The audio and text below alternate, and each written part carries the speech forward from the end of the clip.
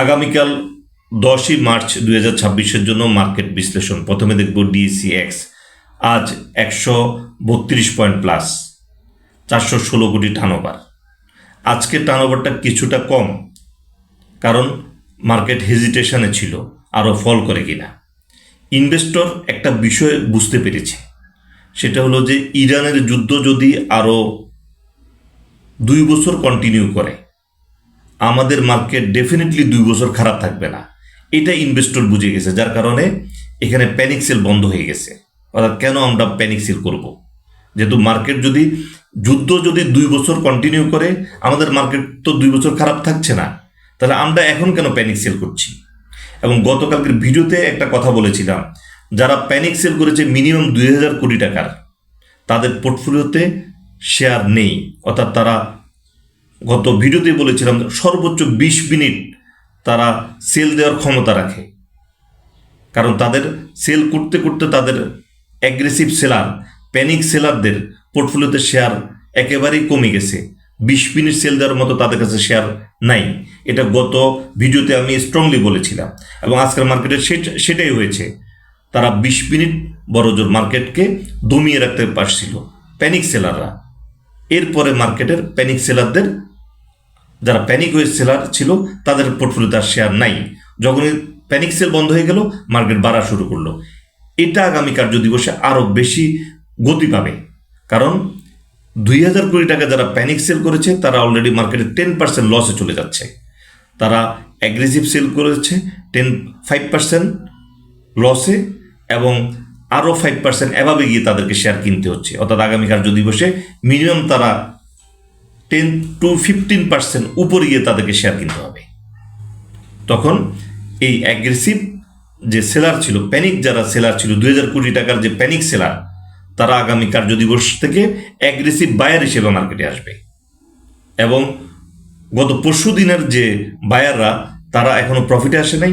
এর আগের দিনের যে বায়ার ছিল, তারাও প্রফিটে আসে নাই। তারাও মার্কেটে অ্যাগ্রেসিভ বায়ার হিসেবে মার্কেটে দেখা যাবে। অর্থাৎ মার্কেটে আগামী কার্যদিবসে মিনিমাম 700 কোটি টার্নওভার এবং ভালো পজিশনে মার্কেট চলে যাবে। মার্কেটের যৌক্তিক যে পয়েন্ট, 3টা ক্যান্ডেল ডেফিনেটলি প্যানিক সেলের ক্যান্ডেল ছিল, যেটা 232 কোটি minus, 232 point minus, 82 point minus, 208 point minus. এই 3টা ক্যান্ডেল ছিল প্যানিক সেলের। এই 3টা পয়েন্টে অলমোস্ট 500 পয়েন্ট মার্কেট তার যৌক্তিক পয়েন্ট ফেরত পাবে। এই ফেরতটা বায়ার ক্রিয়েট হবে এখন অটোমেটিক্যালি, কারণ যে ইনভেস্টর বুঝতে পেরেছে যে এটা হলো ইরানের যুদ্ধ আরও 2 বছর কন্টিনিউ করলে আমাদের মার্কেট 2 বছর কন্টিনিউ খারাপ থাকবে না, তাহলে আমরা এখানে কেন প্যানিক সেল করছি? যার কারণে মার্কেট তার যৌক্তিক পয়েন্ট, যৌক্তিক রেটে চলে যাবে। যে 500 পয়েন্ট হারিয়েছিল, সে 500 পয়েন্ট তারা আবার ব্যাক পাবে মার্কেট। সুতরাং এখানে মার্কেট আগামী কার্যদিবস থেকে মার্কেট আরও গতি পাবে, কারণ অ্যাগ্রেসিভ প্যানিক সেলাররা এখন অ্যাগ্রেসিভ বায়ার হিসেবে তারা কনভার্ট হবে। এবং আমাদের আরএসআই এখন 41, যেটা একেবারে নিচে অবস্থান করছে। তো মার্কেটে আমরা যেটা দেখতে পাচ্ছি, মার্কেট ডেফিনেটলি মার্কেট একটা ভালো পজিশনে চলে যাবে, এবং এখানে সেলাররা মিনিমাম 5% অ্যাভাবে সেল বসাবেন, যাতে প্যানিক সেলাররা আরও 5% উপরে গিয়ে শেয়ার কিনতে হয়, তারা যাতে আরও বেশি অ্যাগ্রেসিভ হয়ে যায়।